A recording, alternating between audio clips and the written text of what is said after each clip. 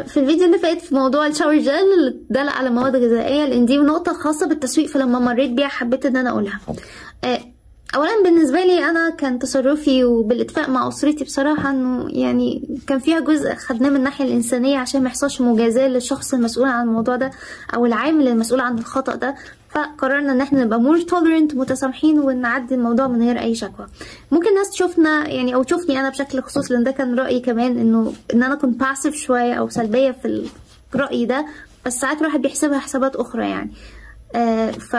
وخاصة النتيجة طبعا في جزء اضطريت ارميه طبعا لانه كان في، بس ما كانش كتير يعني لان كان وصل له الصابون فعلا، لكن في حاجات حسيت ان مش واصل لها صابون نهائي واتاكدت من دوت طبعا عشان اكيد مش الواحد مش هيغامر في حاجة زي كده. فدي كانت بالنسبة لي ان التغليف خارجي بس، فغسلتها تحت المية وكان استهلاكها طبيعي ما فيهوش مشكلة.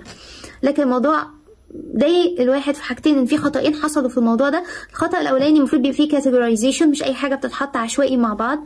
يعني انت لما بتبقى في هايبر ماركت تقدر تقول للعامل لو شفته بيخطئ في النقطه دي لو سمحت كل حاجه لوحدها، يعني ما ينفعش مثلا ديترجنتس او منظفات تتحط مع مواد غذائيه، ما ينفعش مثلا لحوم هيبقى فيها زفاره شويه ممكن اي حاجه تسقط منها انها تتحط مع مواد غذائيه، او حاجات اقمشه او تبوظ المنتجات دي. فالمفروض بيبقى في كاتيجوريز، يعني تصنيف كل حاجه بتتحط لوحدها في جزء منفصل في كيس منفصل مثلا. فدي كان خطأ اولاني. الخطأ التاني بقى ان هم ادركوا الخطأ وهم هناك ان الحاجه متغرقه صابون، وان الصابون اتحط في موضع غير موضعه الصحيح والاغذيه اتغرقت، بدليل ان هم خدوه بحالته كده وهو واقع منه جزء وهو متغرق من بره كمان وحطوه في كيس منفصل. طب انت ادركت الخطأ، بعتلي صدرتلي المشكله ليه؟ بعتلي المنتجات ليه؟ كان المفروض على طول انت تستبدلها، وبعد كده بيبقى في بوليسي بقى سياسه لكل مكان هيتعاملوا مع المنتجات دي ازاي. لكن تصدر المشكله للعميل وتعتمد على فكره ان العميل مش هياخد باله، هي مستحيل ما كانش ياخد باله لان الحاجه مليانه صابون بجد يعني.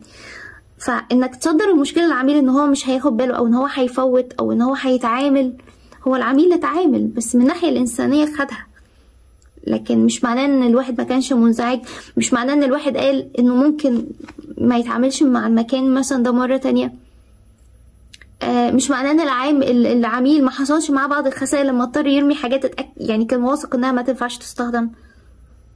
فمش معناها ان العميل ما كانش متاثر بان العمليه تايم كونسيومينج عشان يقدر ياخد الحاجه بدل ما يحطها في اماكنها الطبيعيه يقعد يشوف الحاجات اللي جايه عليها صابون ويغسلها.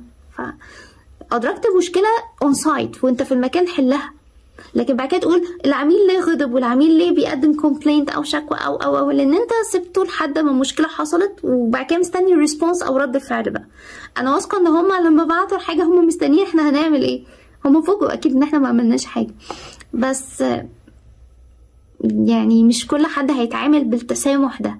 في ناس هتزعل وهتتضايق وهتقاطع المكان وهتشتكي بس دي كانت من الحاجات حبيت كده اقول لكم على الموقف ده لانه مرتبط بالتسويق، عمليه الكاتيجورايزيشن وتدريب العاملين اللي بيعملوا باكجينج، يعني اللي هما بيحطوا الحاجات وكده المفروض بيبقوا عارفينها كويس انها بتتعمل ازاي.